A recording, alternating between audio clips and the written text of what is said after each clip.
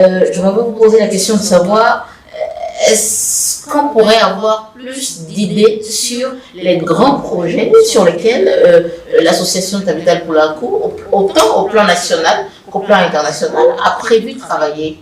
Voilà. Oui. Déjà au plan international, Oui. donc Tabital Poulakou International, comme je vous l'avais dit, il y a déjà, c'est très avancé pour que Tabital Poulakou International soit reconnu par l'ONU en tant que association panafricaine qui défend la communauté pleure, la culture, l'identité et qui œuvre aussi pour la sécurité et la paix dans la sous-région.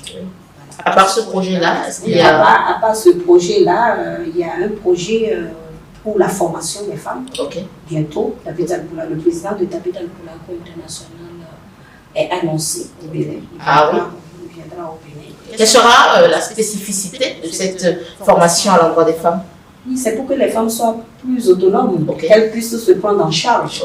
Parce que, comme vous le savez, aujourd'hui, on parle de l'élevage.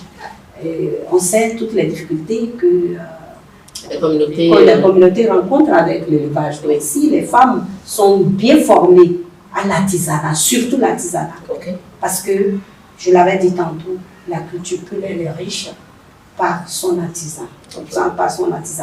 Alors, si ces femmes sont formées, elles pourront vraiment créer de la richesse et accompagner les hommes qui sont des éleveurs où les difficultés sont énormes. Énormes, actuellement.